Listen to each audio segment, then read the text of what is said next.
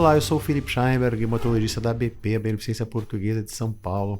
Eu tenho o prazer e a honra de ter aqui nos estúdios da Vibra, da equipe Bandeirantes, aqui no Learning Village, a doutora Daniele Leão. Daniele Leão, que vai trazer para você que não é médico as principais atualizações de uma forma resumida que ocorreram nos congressos americanos e europeus, onde dados de hematologia ou oncohematologia são apresentados, na doença da leucemia linfóide crônica, ou leucemia linfocítica crônica.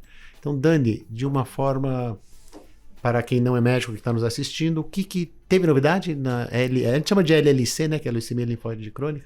Teve novidade na LLC? Teve várias novidades e é uma área interessante porque, vamos dizer que nos últimos 5 anos, 6 anos, muita coisa nova mudou. Então, na verdade, a gente mudou completamente a nossa visão. Então, basicamente era quimioterapia, depois chegou o rituximab, que é um anticorpo monoclonal, depois chegou o obinutuzumab, e agora o que a gente está vendo, né, nesses últimos anos, são as novas drogas. E o que tem saído muito são as combinações entre essas drogas novas e novas gerações, né? Inclusive podendo pacientes que já estão resistentes às gerações anteriores que podem usar essas gerações aí mais recentes. Então a gente tem visto dados que mostram resultado, que mostram segurança e que com isso a gente consegue até resgatar pacientes que já não teriam tratamento. Quer dizer, isso são drogas que não são quimioterapia que você está falando? Exatamente. Elas são uma classe diferente, não quimioterápica. Exatamente. Inibidores de BTK, uma delas, Isso. que tem várias drogas, e os inibidores de BCL2, que é uma outra droga. E essas drogas, elas estão sendo utilizadas em combinação ou elas estão sendo usadas separadas? Então, a gente teve um período que a gente utilizou separadas e agora o que a gente tem visto muito são as combinações dessas drogas. E o que acaba sendo muito bom nas combinações é que a gente consegue fazer um tratamento por um tempo fixo. Não precisa ficar usando mais os remédios até pela vida toda do paciente. Então, a gente consegue associar o tratamento adequado, eficaz, e um tratamento que consiga deixar o paciente livre de qualquer medicação, qualquer injeção, qualquer comprimido. Quer dizer, você trata por um período tempo. E para. E a maioria dos pacientes ficam bem? A maioria dos pacientes ficam bem. Com essa combinação dessas classes novas que você está descrevendo? Exato. Que não tem químio? Que não tem quimio. Então, isso mudou realmente, de 6 anos para cá que você falou, né?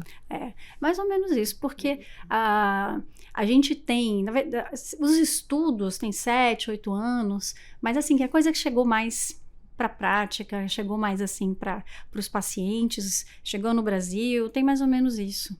Então, tá certo. A gente... Quer dizer que você aposta que isso vai ser um futuro aí próximo, distante? Não, eu acho que o futuro próximo.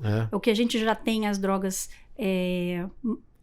que não são quimioterapias, a gente já tem essas, vamos dizer, as famílias iniciais, agora a gente está combinando entre si e agora as novas gerações estão chegando, inclusive com resultados excelentes. Essas combinações ainda não têm aprovação, as drogas isoladamente têm aprovação para ser utilizadas, né, de diferentes formas. Agora, Dani, para concluir, a gente sempre fala desses tratamentos menos agressivos nos pacientes de mais idade, que são aqueles acometidos pela LLC. A média de idade é em torno de 72 anos, então a maioria realmente não tolera.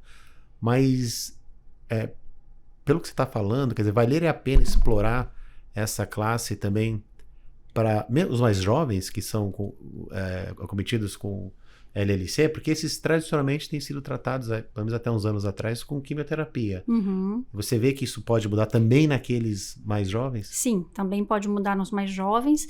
Os mais jovens a gente acaba avaliando muito alguns fatores de risco, né? Então, dependendo do fator de risco, a quimioterapia acaba sendo similar às novas drogas.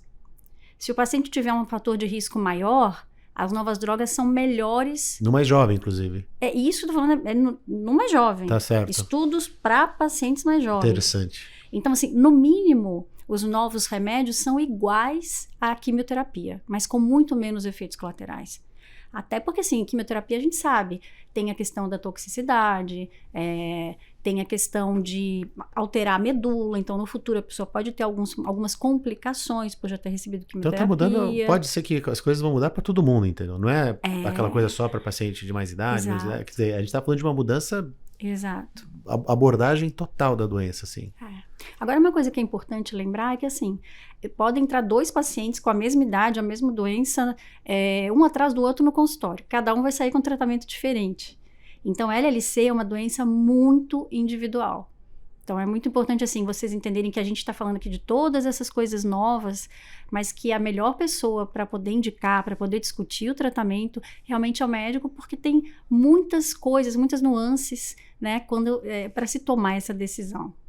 Essa individualização, né, definir o risco do paciente, do ponto de vista da doença, do seu estado geral, outras doenças, mutações, medicações, né, isso é um ponto importante, eu acho que é um ponto ótimo, inclusive, porque muitas vezes as pessoas leem as coisas e não é tão simples simplesmente você pegar o que você leu e aplicar para si. Às vezes sim, às vezes não, né, por uma série de motivos.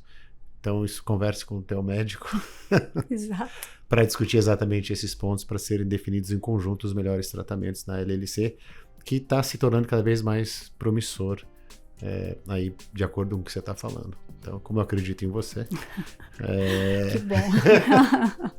Eu acho que isso é realmente notícias boas aí. Vamos acompanhar os próximos congressos e a gente espera tê-la mais vezes aqui nos estúdios para a gente discutir as mais novidades ainda e mais segmento de tudo isso que você falou para a gente. Dani, muito obrigado. Muito obrigada, eu que agradeço. E até a próxima. Se cuidem.